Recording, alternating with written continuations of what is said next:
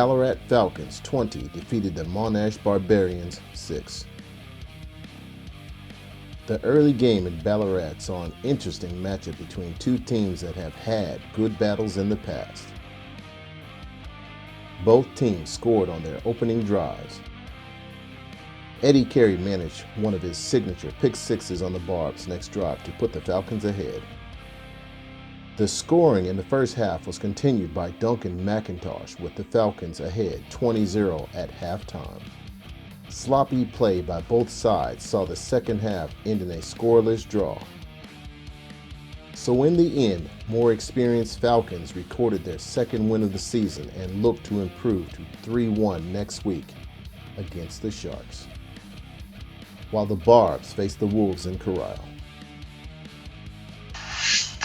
Looking back on our game against the Barbarians on the weekend, it was a nice win for us. Like any game, there's going to be good things that you can build from and opportunities to improve that you can find there. So there's a little bit of both good and bad there, but overall it was a nice win. I thought our first drive was the best one of the season for us, really, where we had a few first downs, strung them all together, and then punched it in for a touchdown, and that was fantastic. It was a good way to set the tone for the rest of the game.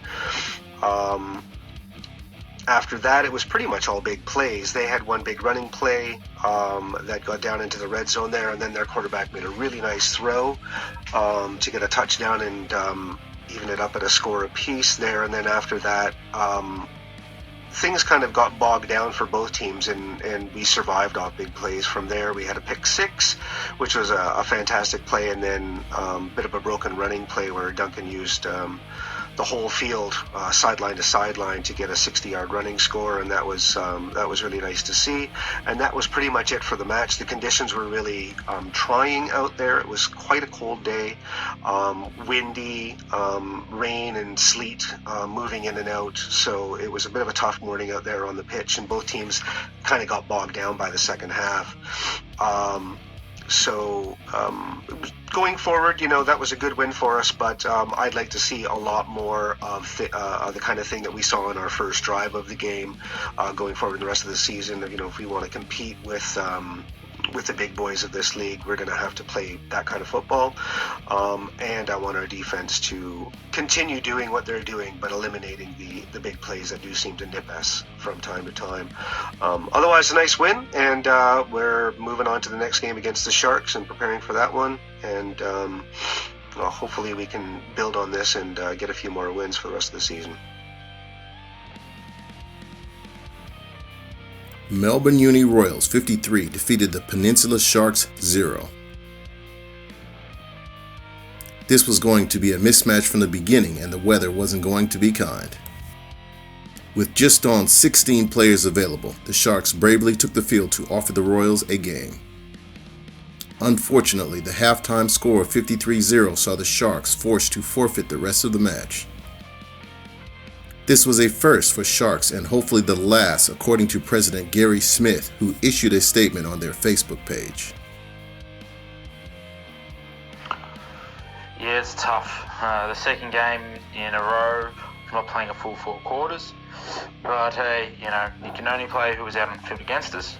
In my opinion, I believe we need to go back to 2 divisions and have the promotion relegation style. I feel like that will reduce any likelihood of forfeiting mid-game. And that's what I'd rather do. But a lot of other people don't agree with that.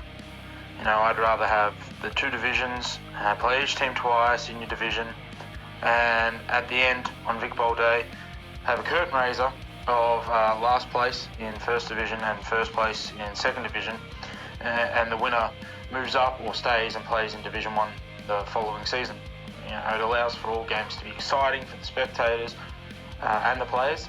And all the games are good football. But do I think we can get better in games like this? I do. If you approach the game right and you practice the right way and prepare and have the right focus and you play to your standard, you can get better playing anybody. Would I rather play other teams? No disrespect to the Sharks. Their coach works hard, their players play hard. But if it's my philosophy that we have 2 divisions, then my answer would be yes.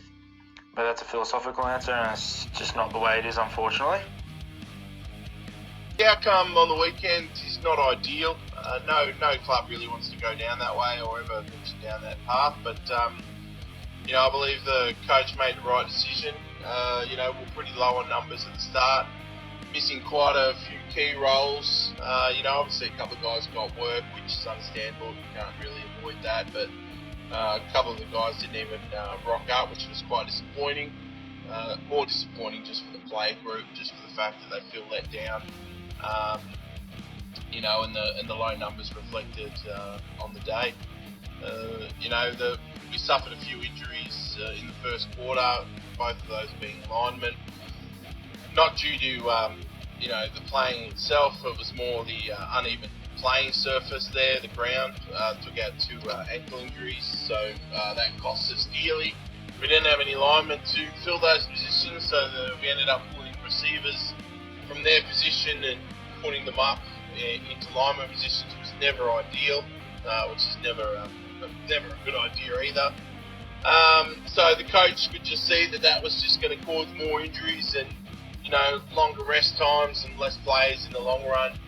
We've got 10 more games to go, and to lose receivers in lineman position would just be unfair to them and just unfair to the club itself. Costing us so much more in the long run. So, the coach did make the tough decision. I made him say it. I can't say those words, so he went out and bit the bullet for me, and took it on the chin for the club. But as I said, the boys wanted to fight it out. It's just it was just too hard. It's just going to hurt us more than it would have just to finish another half of football. So I do apologise to the uni boys. The score reflects their effort. But hopefully next time that we face off, we'll be able to finish a full game of football. Southeastern Predators 45 defeated the Bendigo Dragons 0. Labeled Game of the Week once again, but like last week, it didn't warrant that title.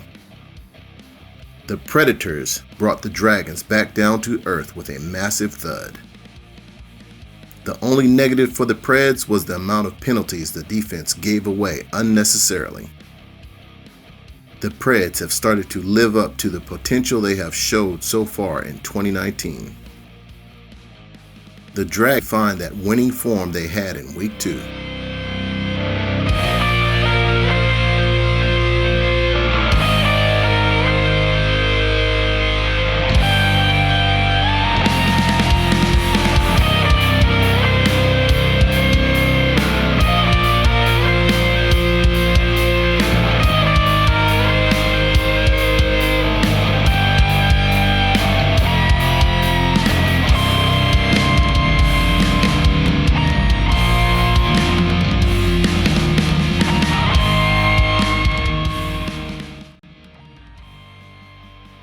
Monash Warriors 40 defeated the Pakenham Silverbacks 0. This game was moved from Monash University to Ballarat, and the weather, like usual in Ballarat, cold, wet, and windy. The Warriors were easy winners over the Silverbacks. The Silverbacks had a solid performance despite the scoreline. Keeping the Warriors under 50 points in this league is a good effort. Croydon Rangers 52 defeated the Northern Raiders 0. You guessed it, it was raining once again for this game, just like the first 3 for the Raiders. Croydon had played in similar conditions last week with a very similar outcome. The Rangers were never worried and piled on points in the first half. With the mercy rule in place at the half, the Rangers only added one more score to finish off the Raiders. If you were looking for any positives from this game, at least there was no forfeit.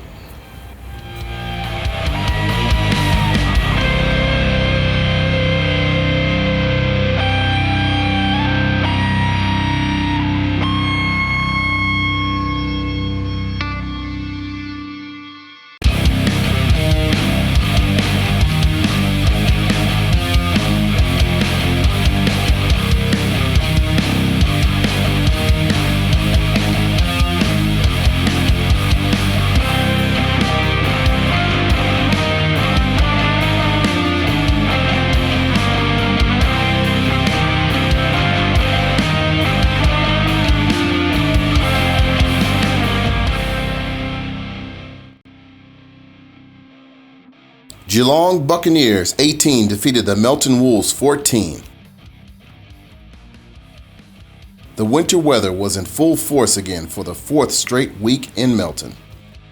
The game started off semi-damp after a downpour before the game kicked off. Import coach Tony Simmons was playing QB for the Wolves this week. On the opening play, the Buccaneers ran the ball for 60 yards and the score, also converting the 2 points to lead 8-0. The signs already looked ominous for the Wolves, who are renowned slow starters. Throwing into the stiff breeze wasn't going to go well for either side, but the Bucs kept trying. It wasn't long before the Wolves picked off the Bucs twice in the first quarter. A big play by the Wolves defense saw a strip sack by linebacker Luke Sackle recovered in the end zone for the TD. With the 2-point conversion good, the scores were even halfway through the first. Simmons was looking calm as he hit tight end Bryce Wilson 3 times in one drive, but failed to score. A scoreless second quarter and gale force winds and rain saw the game tied at the half, 8-8. Defensive personal fouls by the Wolves was a key feature in this second half, giving the Bucs free yardage. A blocked punt by the Bucs sailed out of the end zone for a 10-8 lead. Buccaneers running back Tyler Powell was doing most of the damage on the ground, carrying defenders downfield on his back. The Wolves were able to stifle the passing game, but one got over the defender's head for a Bucs 40-yard TD.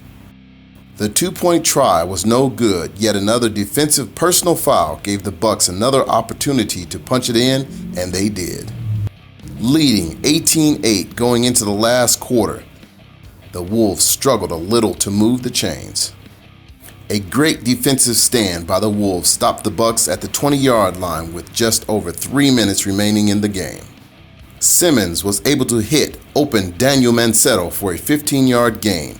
Mansetto turned it into a 70-yard TD catch after outrunning the Bucs defenders.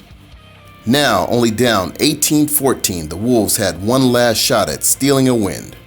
They managed to get to midfield before the Bucs were able to sack Simmons and time expired.